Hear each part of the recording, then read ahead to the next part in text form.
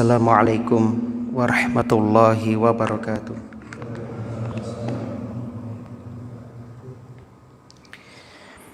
Alhamdulillah, alhamdulillahilladzi hadana lihadza wa ma kunna linahtadiya laula an hadanallah wa nudu an tilkumul jannatu uristumuha bima kuntum ta'malun.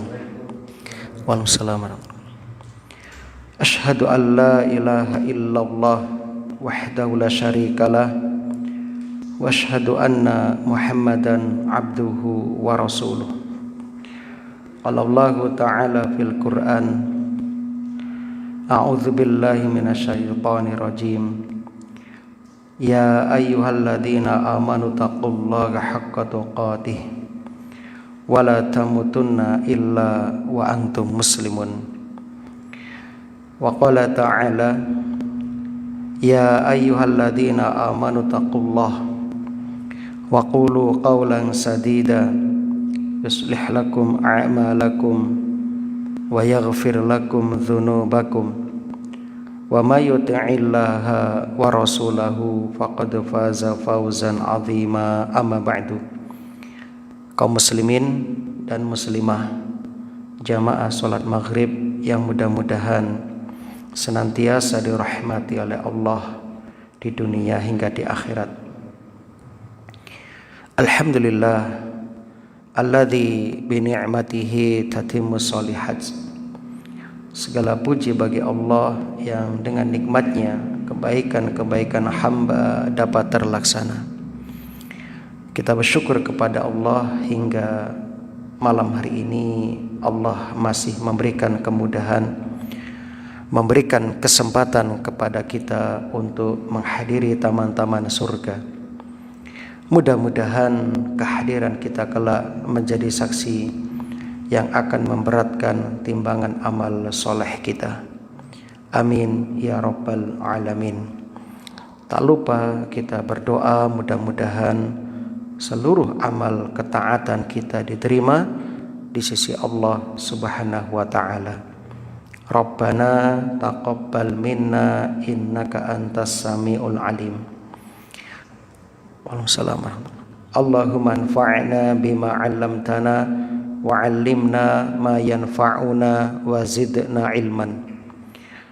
Salawat dan salam mudah-mudahan senantiasa tercurah limpahkan kepada Nabi kita Muhammad sallallahu alaihi wasallam, kepada keluarga dan juga para sahabatnya radhiyallahu anhum ajmain. Allahumma shalli wa sallim wa barik ala nabiyyina Muhammad wa ala alihi wa ashabihi wa man tabi'ahum bi ihsanin ila yaumiddin. Rajab telah pergi meninggalkan kita. Sekarang kita berada di bawah naungan bulan Sya'ban. Artinya Ramadan sudah tidak lama lagi akan segera tiba. Apa yang harus kita lakukan di bulan Sya'ban ini? Yang pertama, memperbanyak puasa sunnah, sebagaimana yang diceritakan oleh Ibunda Aisyah dalam hadis Al-Bukhari nomor 1969. Bulan yang paling dicintai Rasulullah sallallahu alaihi wasallam untuk berpuasa adalah bulan Sya'ban.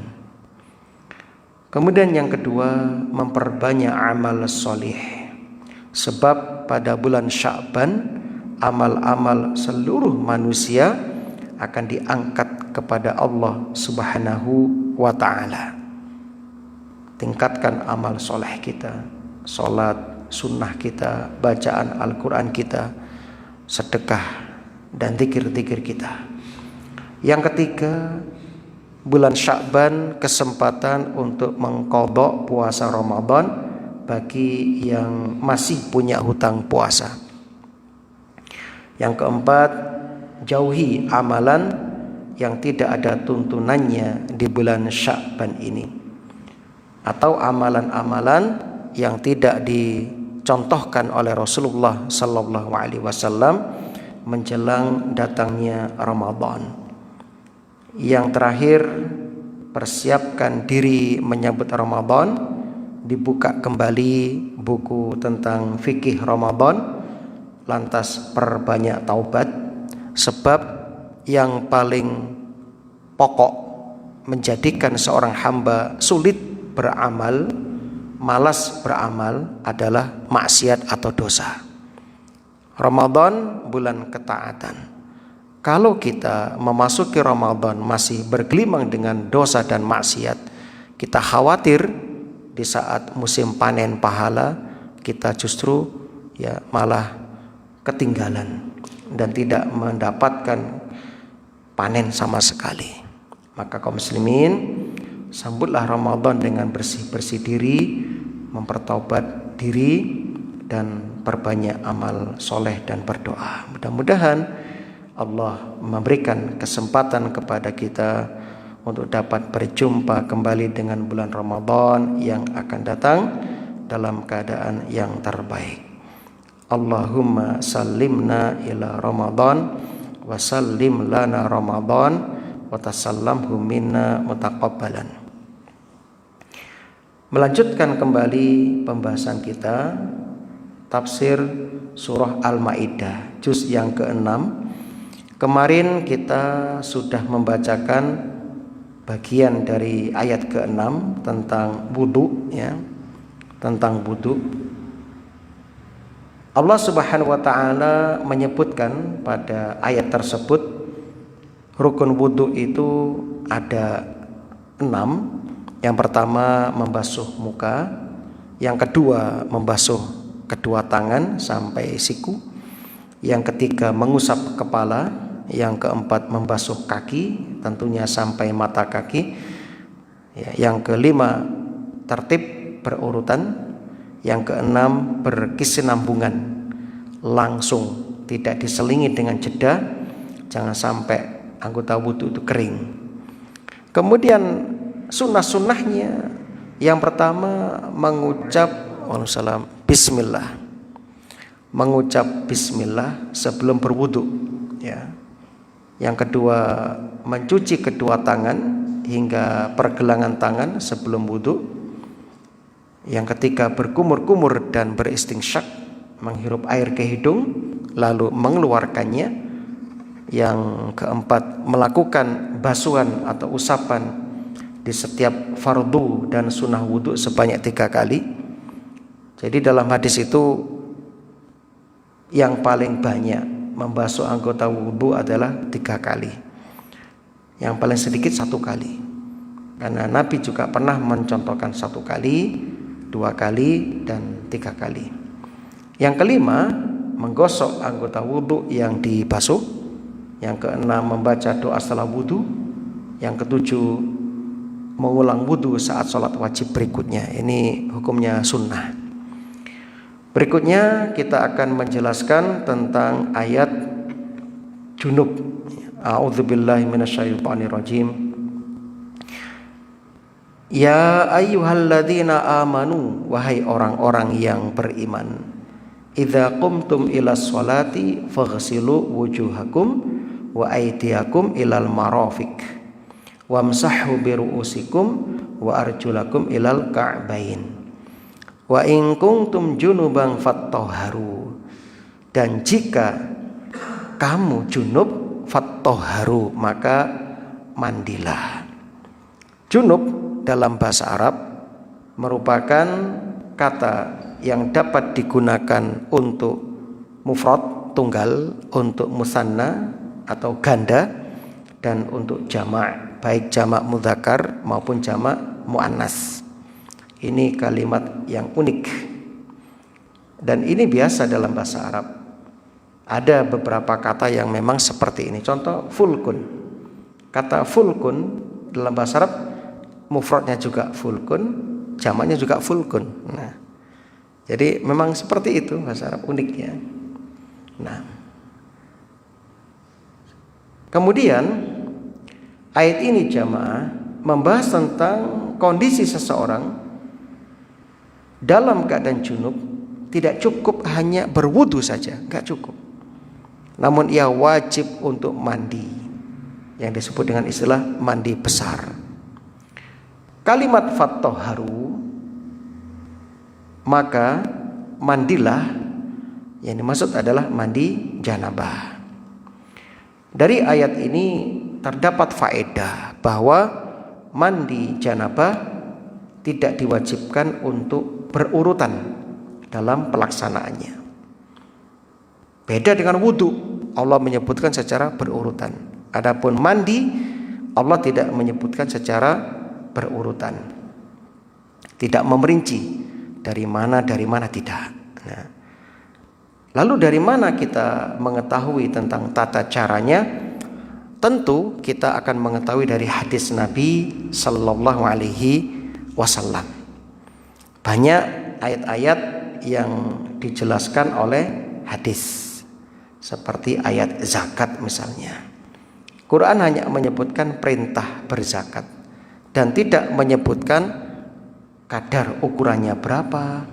Kemudian ya, kalau zakat ini bagaimana, zakat ini bagaimana, nah, tidak dijelaskan tentang zakat ya tanaman, zakat ya perdagangan, perhiasan. Islam ya menyebutkan semuanya dalam Al-Quran secara umum, dijelaskan rinci dalam hadis.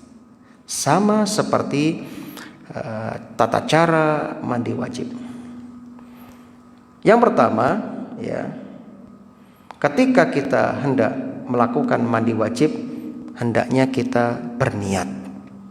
Inilah yang membedakan antara mandi biasa dengan mandi ibadah. Ya. Ada orang sama-sama mandi, beda di hadapan Allah nilainya. Yang satu mandi dengan niat menghilangkan ya bau keringat, menyegarkan badan. Yang satu mandi dengan niat untuk ibadah, yaitu mandi janabah. Nah, ini niat ya kaum muslimin. Jadi sangat penting niat. Sekali lagi, niat itu untuk membedakan mana amalan adat, kebiasaan, dan mana amalan ibadah. Dalilnya hadis Al-Bukhari nomor 1, innamal a'malu binniyat. Sesungguhnya setiap amalan tergantung pada niatnya. Kemudian rukun mandi. Kalau kita lihat dalil-dalil, rukun mandi itu hanya satu, yaitu meratakan air ke seluruh tubuh, mulai dari ujung rambut sampai ujung kaki. Di antara dasarnya hadis An-Nasa'i nomor 247. Tsumma yufidul ma'a ala jasadihi kullih. Kemudian Rasulullah sallallahu alaihi wasallam mengguyur air pada seluruh badannya. Dalam kitab Fathul Bari, Ibnu Hajar Al-Asqalani mengatakan penguatan makna ini menunjukkan ketika mandi beliau mengguyurkan air ke seluruh anggota tubuh. Nah, begitu. Di zaman Rasul pernah sahabat lagi kumpul ngobrol, berbincang-bincang tentang mandi janabah. Waktu itu ada Nabi di sisi mereka.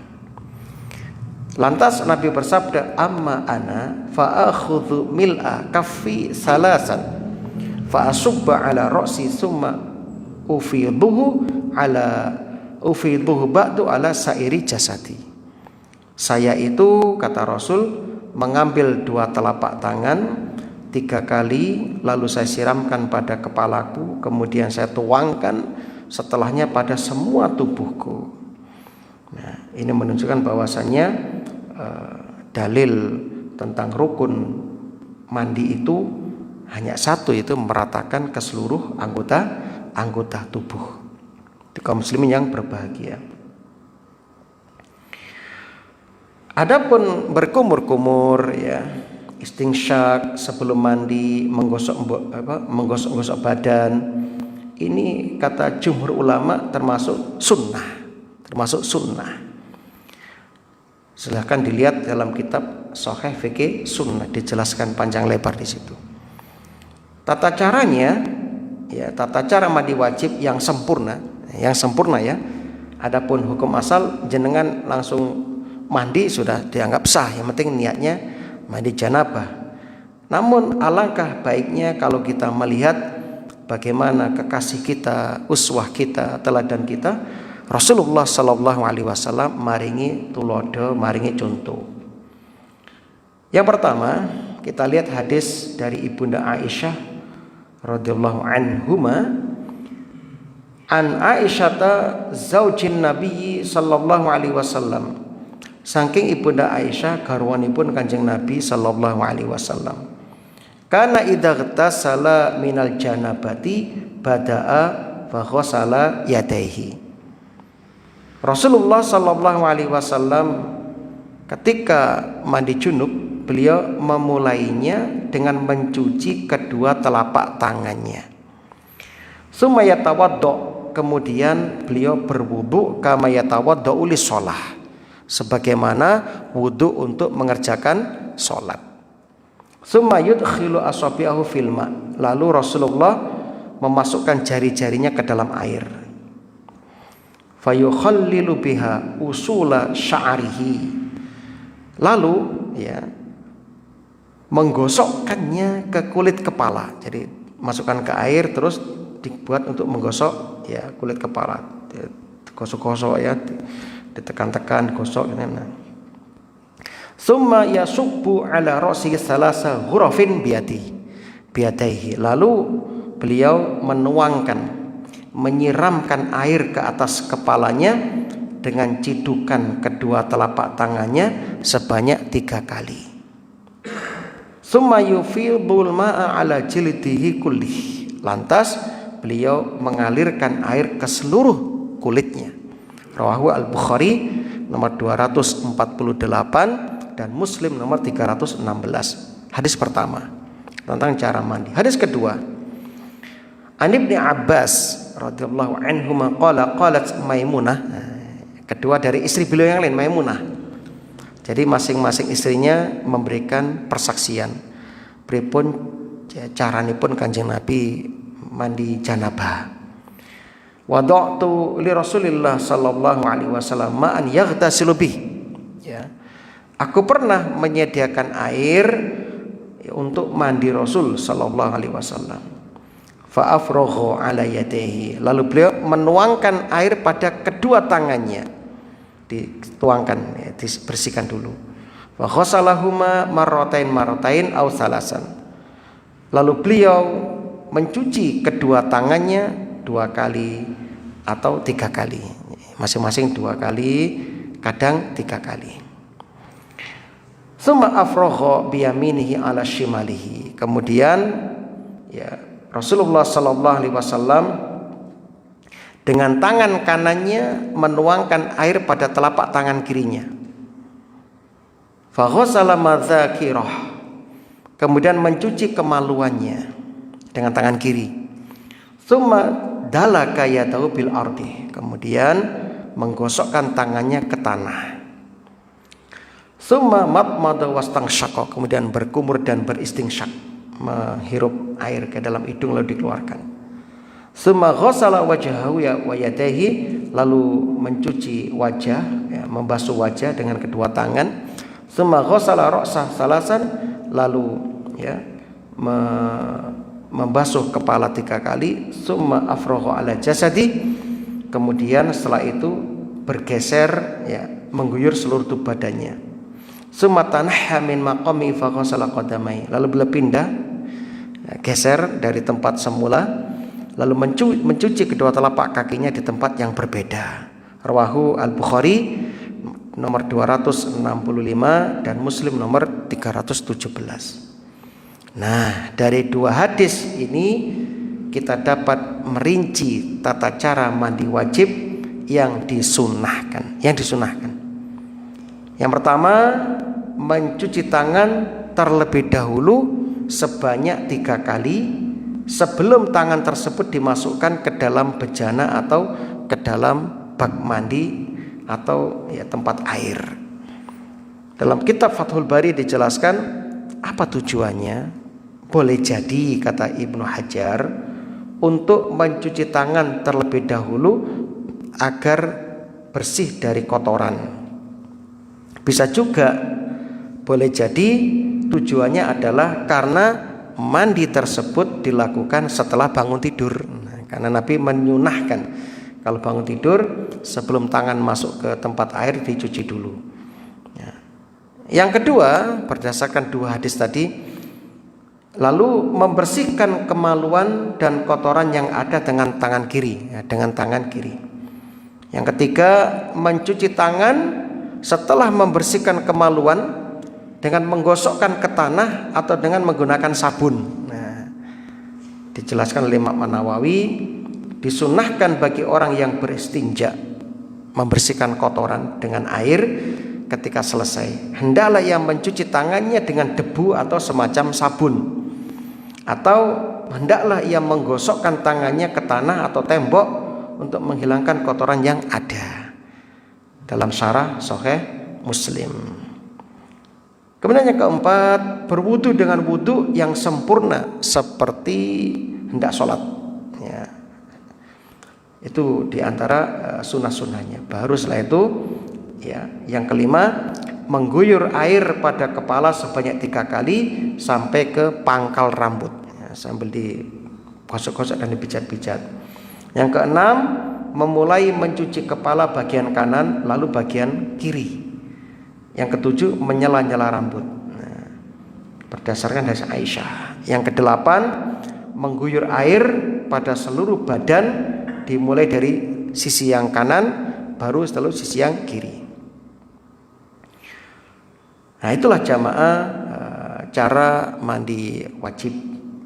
Ya, adapun bagi wanita sama, ya, untuk wanita itu sama. Yang berbeda ketika haid dan nifas. Haid dan nifas ada sedikit tambahan. Ya, diantaranya menggunakan sabun atau pembersih yang lain. Ya, nih ada sedikit perbedaan. Kalau rambut dikepang itu bisa dilepas kepangannya, ya, seperti itu supaya air bisa sampai ke pangkal rambut. Ya. Kemudian yang ketika mandi selesai haid, disunahkan membawa kapas atau potongan kain untuk mengusap tempat keluarnya darah guna menghilangkan sisa-sisanya. Lalu disunahkan mengusap bekas darah pada kemaluan setelah mandi dengan minyak yang harum, minyak misik atau sejenisnya, untuk menghilangkan bau yang tidak enak karena bekas darah haid. Kemudian, apakah perlu berwudu setelah mandi? Dalam hadis At-Tirmidzi nomor 107 dan Nasa'i nomor 252, Ibnu Majah nomor 579, an Aisyata anna Nabiyya sallallahu alaihi wasallam kana la yatawaddau ba'dal ghusli. Nabi tidak berwudu setelah selesai mandi. Begitu juga dalam hadis Ibnu Umar, su'ila 'anil wudu ba'dal ghusli. Beliau ditanya tentang wudu setelah mandi. Faqal wa ayyu wudu'in a'ammu minal ghusli. Lantas wudu yang mana lagi yang lebih besar daripada mandi? Ini sepakat ulama, tidak ada perbedaan pendapat dalam masalah ini. Baik, itu permasalahan tentang mandi junub atau mandi janabah. Berikutnya tentang tayamum. Wa in kuntum marda, dan jika kamu sakit, aw ala safarin, atau dalam perjalanan, aw jaa ahadum minkum minal ghaiti, atau kembali dari tempat buang air, dari jamban atau dari kakus, aw lamastumun nisaa, atau menyentuh perempuan, falam tajidu ma'an, maka jika kamu tidak memperoleh air, fatayammamu, maka bertayamumlah, sa'idan thayyiba, dengan debu yang suci, yang baik. Yang pertama, di sini Allah menyebutkan marada, ya, sakit, ya, disebutkan pertama kali. Kenapa? Sebab banyak orang yang sakit tidak mampu atau semakin bertambah parah sakitnya apabila terkena air, ya. Dan tentu tidak semua sakit membolehkan seseorang untuk bertayamum. Kalau cuma sakit gigi, ya, pilek itu masih nggak apa-apa berwudu, nggak perlu tayamum. Sakit gigi tayamum kan, pilek tayamum kan nggak cocok ini, karena itu nggak berpengaruh kepada sakit kita, ya. Nah,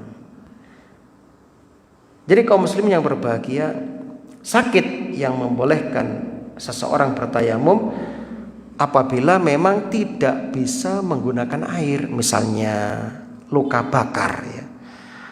Ada habis kena kebakaran di anggota-anggota wudu kan otomatis kalau menggunakan air makin parah, nanti nggak kering-kering nanti lukanya. Nah, misalnya ada luka yang kalau kena air itu perih, misalnya pedih, ya, terasa sakit, ini baru boleh menggunakan pengganti dari air. Nah, misalnya kalau pakai air kesembuhannya tertunda, nah boleh nanti bertayamum. Itu jamaah yang berbahagia.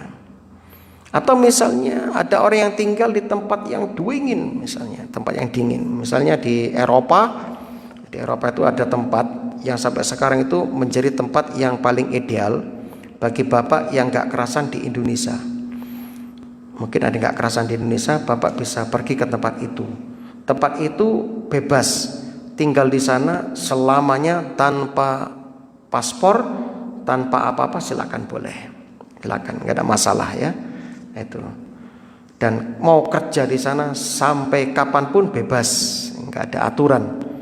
Nah, cuma syaratnya Anda harus betah dengan dingin, ya, itu syaratnya. Nanti dijamin Pak, mau dikasih tempat tinggal di sana, ya. Namanya Svalbard, ya, Norwegia, di Norwegia, ya.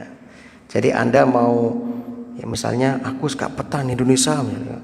Indonesia kok kebangetan misalnya, monggo Anda silakan hijrah ke Eropa. Nah, Anda mau tinggal di sana sampai mati pun nggak masalah, nggak ada visa, nggak ada batasan waktu, ya. Itu di Eropa, di Norwegia. Syaratnya cuma satu, Anda harus kuat dingin, ya, di sana. Nah, karena di sana nggak ada cuaca kayak kita di Indonesia, itu.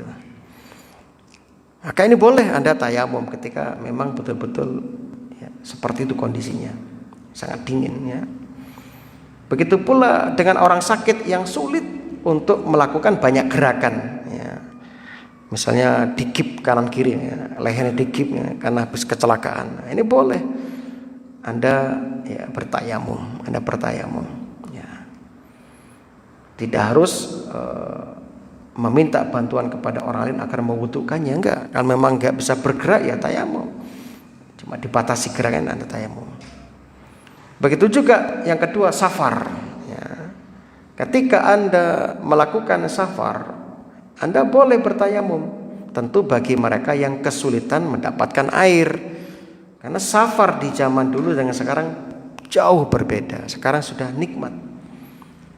Anda naik kereta api dari Jember ke Jakarta, air nggak kekurangan itu, ya. Ready terus airnya. Bahkan tempat sholat juga ada. Anda bisa sholat sempurna di sana, seperti di rumah, ya, sambil berdiri bisa.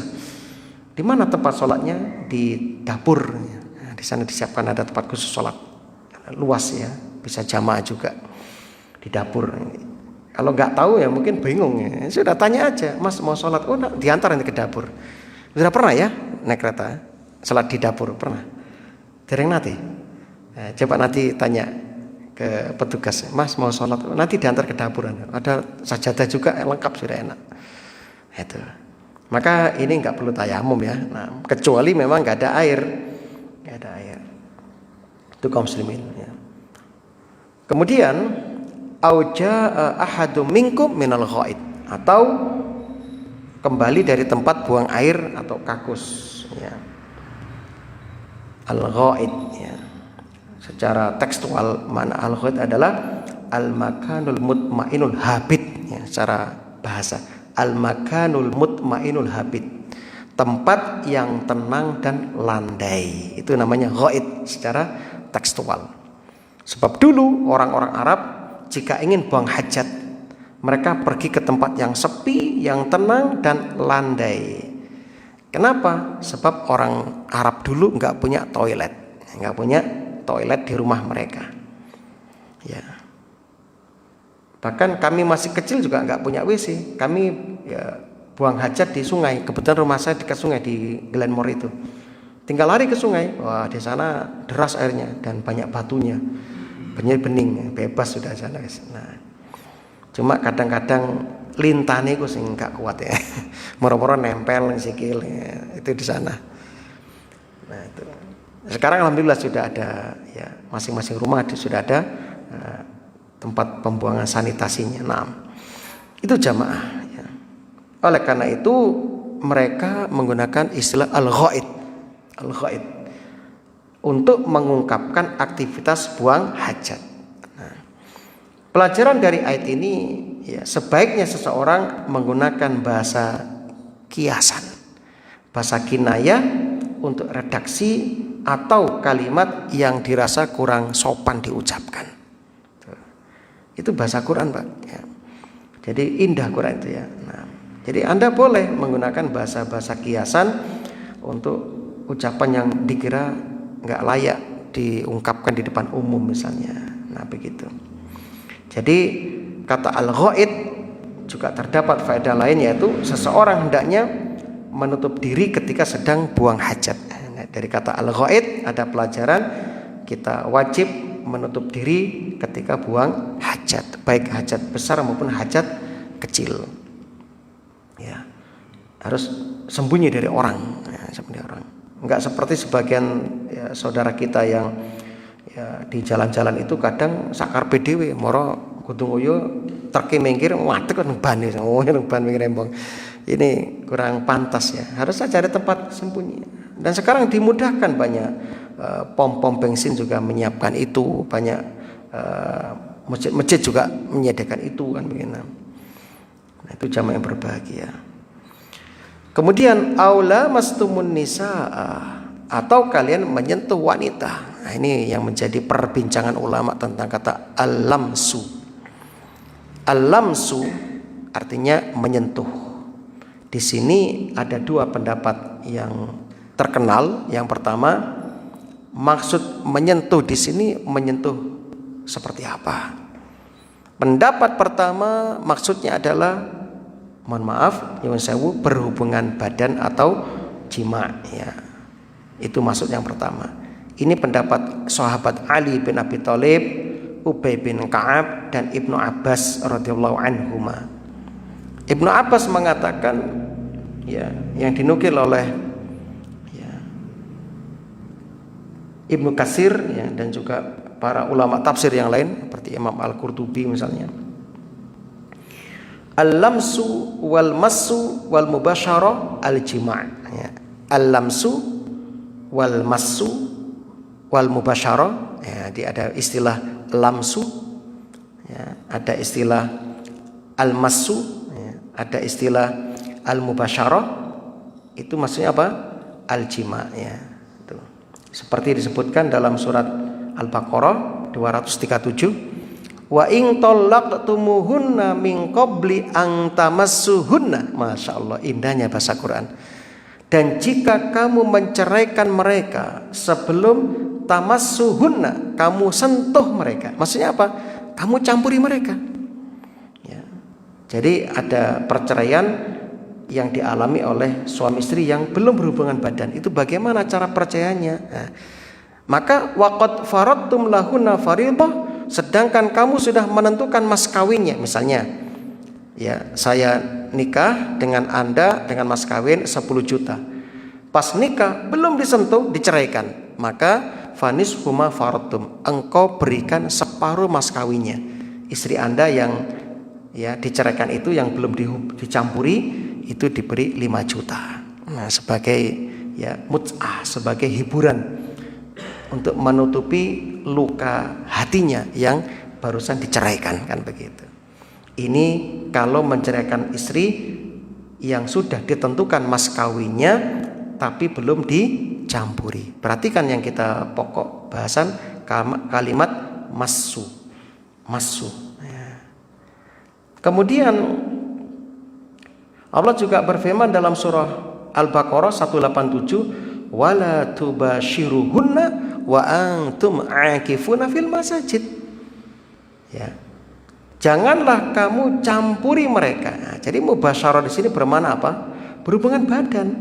Wa antum aakifuna fil masajid, ketika kamu sedang beriktikaf di dalam masjid.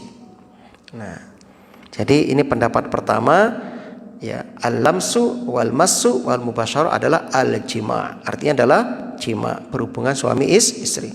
Walakinnallaha yakni ma syaa bima syaa, kata Ibnu Abbas.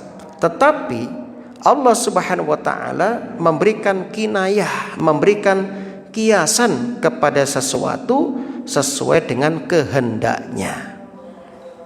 Kemudian pendapat kedua, sebagian sahabat Nabi Sallallahu Alaihi Wasallam berpendapat al-lamsu adalah persentuhan kulit. Ya. Persentuhan kulit. Nah, ini pun terjadi perbedaan pendapat. Imam Al-Auza'i rahimahullah mengatakan al-lamsu menyentuh dengan tangan. Ya.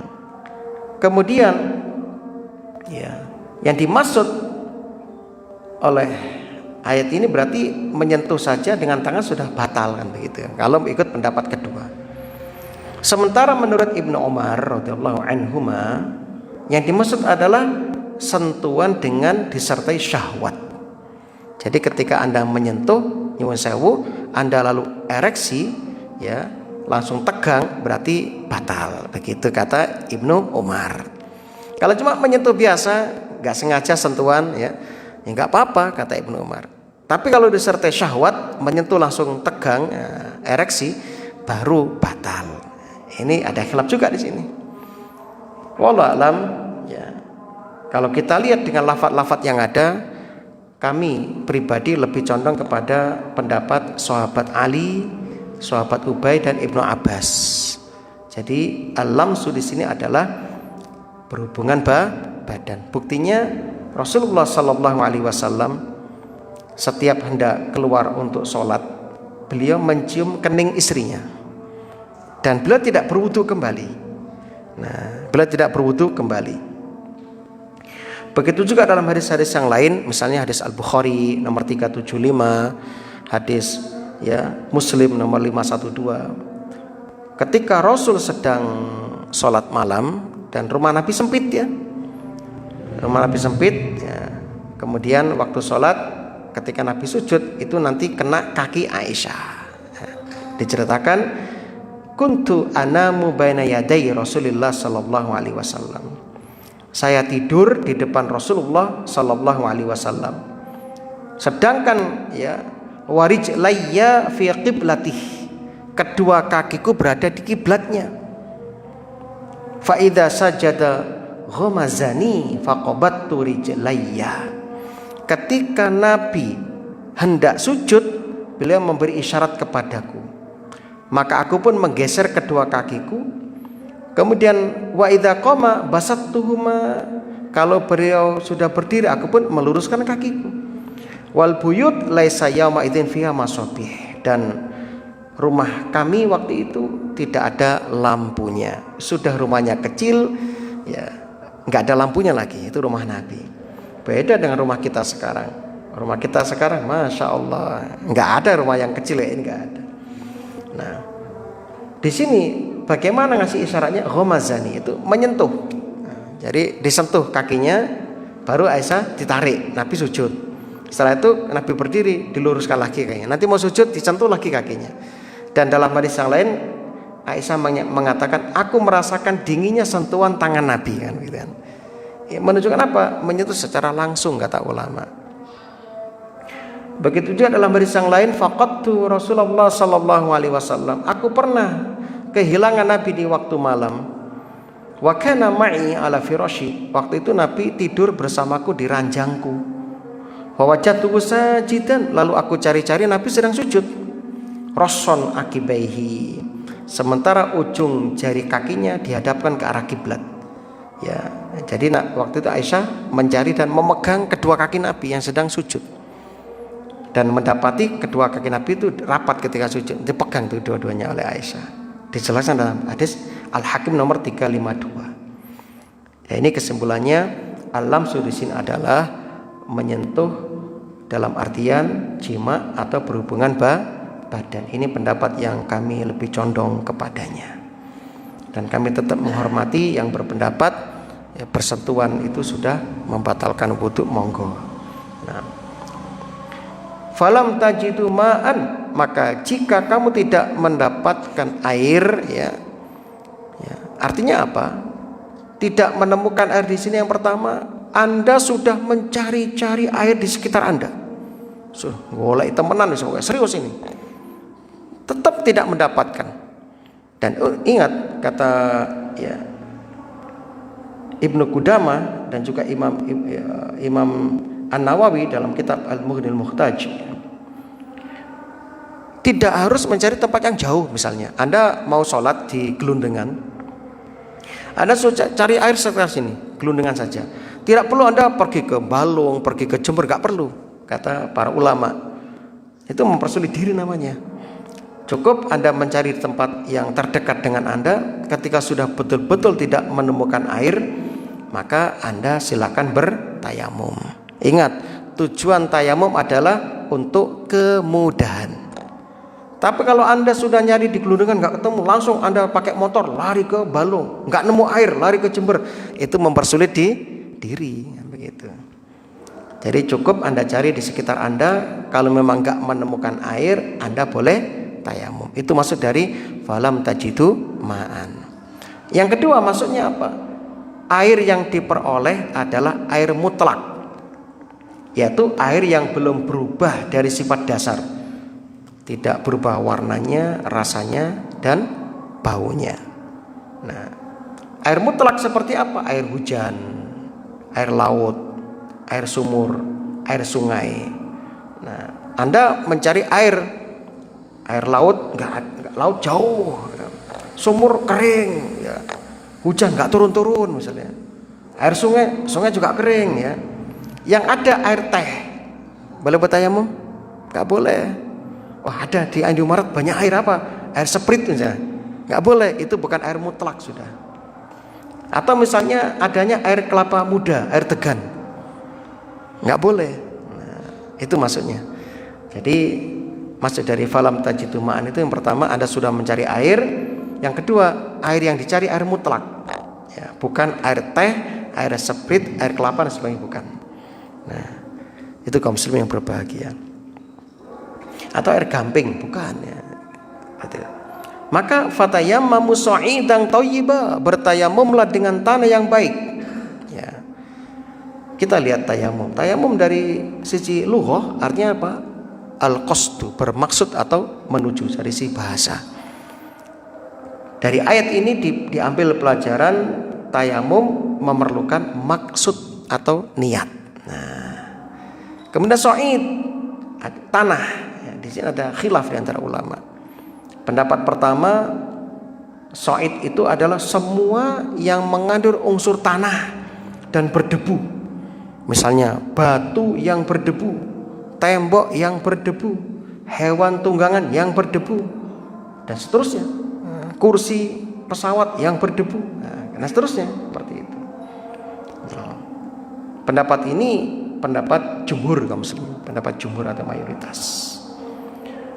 Dan pendapat ini lebih kuat insya Allah. Pendapat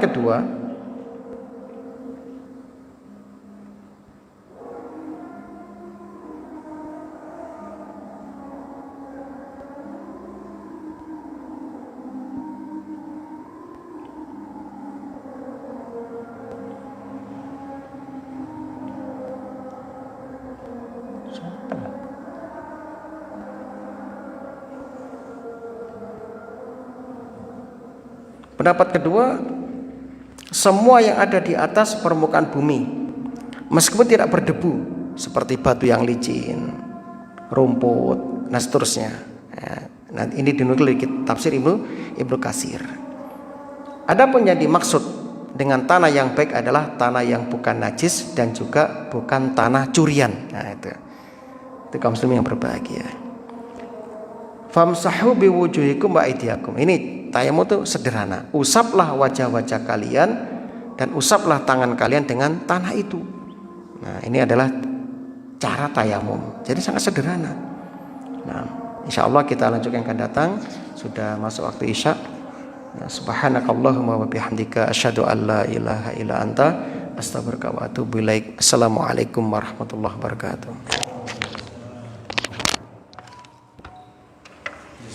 Waalaikumsalam.